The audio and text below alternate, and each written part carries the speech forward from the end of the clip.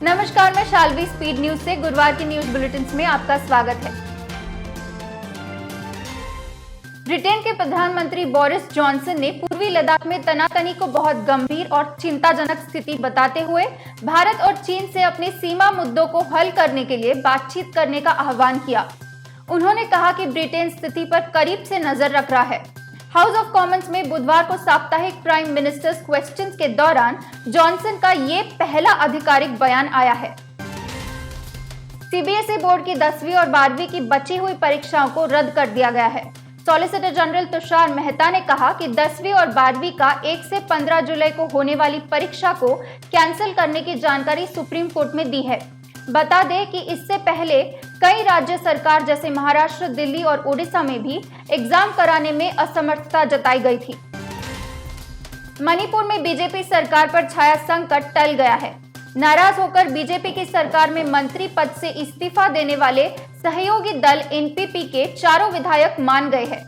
आसाम के मंत्री हेमंत बिस्वा शर्मा की पहल के बाद दिल्ली में गृह मंत्री अमित शाह के आवास पर हुई बैठक के बाद ये मामला सुलझा और विधायकों ने फिर से बीजेपी की सरकार में समर्थन देने की बात कही। स्कूलों की पढ़ाई में 15 साल बाद नया बदलाव होने जा रहा है। ये बदलाव भारत के स्कूलों की पढ़ाई के स्ट्रक्चर में हो रहा है। National council of educational research and training ने इसके लिए तैयारियां कर ली है। एनसीईआरटी नए एनसीएफ के मुताबिक टेक्स्ट बुक में भी परिवर्तन करेगी। साथ ही विषय विशेषज्ञ इस बारे में आखिरी रिपोर्ट दिसंबर 2020 तक सौंप देगी।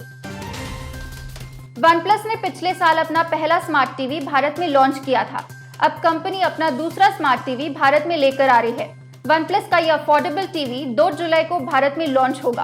कंपनी ने इस स्मार्ट टीवी की लॉन्चिंग से पहले ही Amazon पर प्री ऑर्डर लेना शुरू कर दिया है। कंपनी ने घोषणा की है कि नई OnePlus टीवी की रेंज अब Amazon पर बुकिंग के लिए उपलब्ध है। भारत में क्रिकेट प्रशंसकों ने इस खेल को नई ऊंचाइयां प्रदान की है। 25 जून 1983 का दिन तो क्रिकेट को धर्म मानने वाले कभी भूल ही नहीं सकते। इसी दिन को याद करते हुए पूर्व भारतीय ओपनर बल्लेबाज कृष्णाचारी श्रीकांत ने कहा कि 1983 विश्व कप के फाइनल में उन्हें जीत की जरा भी उम्मीद नहीं थी। पूरी टीम महज 183 रन पर आउट हो गई थी। श्रीकांत ने बताया कि इतने कम स्कोर के बावजूद कप्तान कपिल देव की प्रेरणादायी बातें टीम को विश्व कप दिलाने में सफल रही। भारत संयुक्त राष्ट्र के गरीबी उन्मूलन गठबंधन के संस्थापक सदस्य के रूप में शामिल हो गया है। संयुक्त राष्ट्र महासभा के अध्यक्ष द्वारा गठित इस गठबंधन का लक्ष्य कोरोना वायरस वैश्विक महामारी के बाद वैश्विक अर्थव्यवस्था को बढ़ावा देने के प्रयासों पर ध्यान केंद्रित करना है।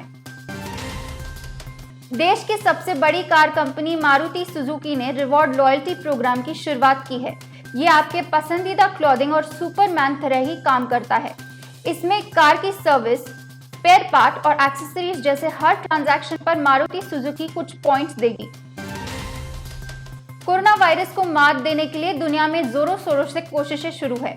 फिलहाल करीब 120 वैक्सीन पर काम चल रहा है, लेकिन 4 वैक्सीन ऐसी है जो लगभग आखिरी चरण में है। इनमें एक अमेरिका, 2 ब्रिटेन और एक चीन में तैयार हो रही है। भारत और चीन के बीच हाल ही में हुए बैठक में दोनों देशों ने सीमा से सैनिकों को पीछे हटने पर सहमति जता दी थी। बावजूद इसके लद्दाख में वास्तविक नियंत्रण रेखा के साथ नई सैटेलाइट तस्वीरें कुछ और ही हाल बयां करते हैं। चीन ने 15 जून को हुई झड़पों में गलवान घाटी स्थल पर एक रक्षात्मक स्थिति का निर्माण करना शुरू कर दिया है। सेना के सूत्रों के मुताबिक 15 जून को हटाए गए तंबू को PP-14 पर हमारे जमीनी सैनिकों द्वारा वापस रिपोर्ट किया गया है। वहीं सेना ने सैटेलाइट तस्वीरों में दिखाई देने वाली चीनी गतिविधियों के अस्तित्व की पुष्टि या खंडन नहीं किया है। आज की खबरें यही समाप्त होती है। कल फिर मिलेंगे नई और ताजा खबरों के साथ। शुक्रिया।